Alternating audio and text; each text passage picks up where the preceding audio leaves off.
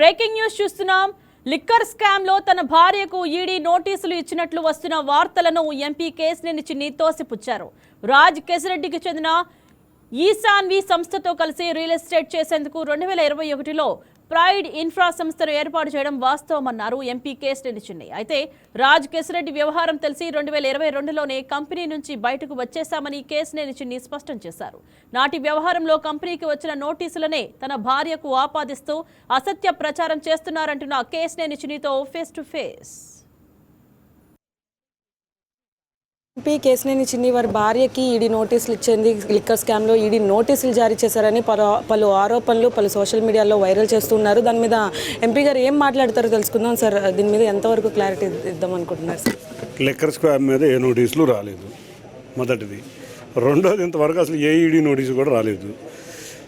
ఏదన్నా వస్తే నేను గతంలో సంవత్సరం క్రితం చేసిన ఆరోపణలు మీరు అందరూ చేసినాయి వస్తే ఆ రియల్ ఎస్టేట్ దాని మీద నేను రాజకేశ్ రెడ్డి కలిసి చేసాం, ఎస్పీవీ ఫామ్ చేసామని చెప్పి ఆ ఎస్పీవీకి ఏమైనా నోటీసులు వస్తే వస్తాయి, దాని కంపెనీ వ్యవహారాలు కంపెనీ చూసుకుంటుంది.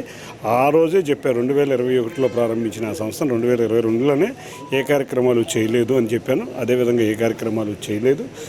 కాబట్టి ఈ అన్నీ వచ్చిన అన్ని ఆరోపణలు ఒక ఆరోపణలే కానీ దీంట్లో నిజం లేదు. సరే, ప్రైడ్ సంస్థకు సంబంధించి మేడం కూడా వన్ ఆఫ్ ద డైరెక్టర్ అని అంటున్నారు. దానికి సంబంధించి అసలు ఈ లిక్కర్ స్కామ్ అని ఎందుకు జోడించి చెప్తున్నారు సార్? అసలు ప్రైడ్ అనేది ఒక రియల్ ఎస్టేట్ సంస్థ.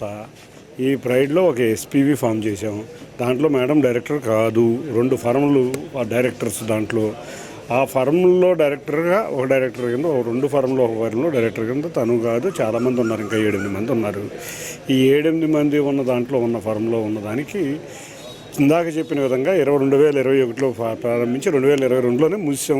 ఈ విషయాలు తెలిసిన కాడి నుంచి మూసేసినాక దాంట్లో ట్రాన్సాక్షన్ కూడా అతి తక్కువ ట్రాన్సాక్షన్ జరిగిందని సంవత్సరం క్రితమే చెప్పాను. దాని మీద ఏదైనా నోటీస్ ఇస్తే సమాధానం చెబుతాం. దాంట్లో నా భార్యకి అయితే ఏ నోటీసు రాలేదు. ఇది వచ్చినా కంపెనీకి ఏదైనా నోటీస్ ఇచ్చినా కంపెనీ చూసుకుంటుంది. దాంట్లో ఎటువంటి ఇబ్బంది లేదు. అసలు మద్యంలో ఇక్కడలో వచ్చిన ఆరోపణలు వచ్చినాయని కనుక ఎవరైనా ఆరోపిస్తే మాత్రం క్రిమినల్ చర్యలు మాత్రం తీసుకుంటారు. అంటే ఈడీ నోటీసులు ఇవ్వకుండానే ఇచ్చారని ఆరోపణలు ఇస్తున్నారు. ఖచ్చితంగా వారి మీద చర్యలు తీసుకోవచ్చు మీరు అనుకుంటే. ఎందుకు సార్ సైలెంట్గా ఉన్నారు?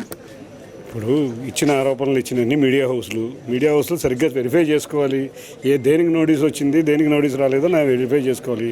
మీడియా హౌస్లు కూడా ఒకటే చెబుతున్నా, మీరు ఎవరినన్నా ఆరోపించే ముందు నిజాలు ప్రత్యర్థి దగ్గర నుంచి కూడా తీసుకుంటే బాగుంటుంది. ఆ విధంగా చేస్తే ఎవరికి భంగం కలగదు. కాబట్టి అవి తెలుసుకుని చేస్తే బాగుంటుందని మీడియా సంస్థలందరినీ కోరుతున్నారు.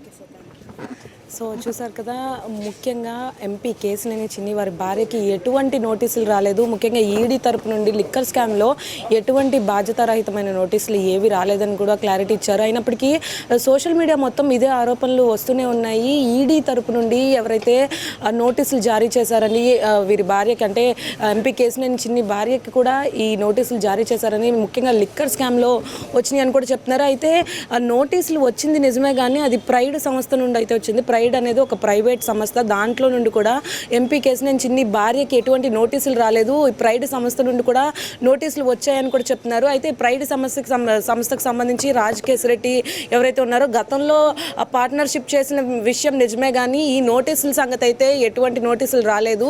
కానీ ఇటువంటి ఆరోపణలు చేసే వారందరికీ కూడా క్రిమినల్ నోటీసులు నేనే జారీ చేస్తానని కూడా చెప్తున్నారు. ఇంకా ఈ ఆరోపణలు ఇప్పటికీ క్లారిటీ ఇచ్చినప్పటికి కూడా ఆరోపణలు ఆపకపోతే క్రిమినల్ పరంగా వెళ్ళి కేసు పెట్టే అవకాశం కూడా ఉంటుందని కూడా ఎంపీ కేశినేని చిన్ని అంటున్నారు. ఇది ఇక్కడ పరిస్థితి. వీడియో జర్నలిస్ట్ విశ్వనాథ్తో బిందు, వైకే న్యూస్, విజయవాడ.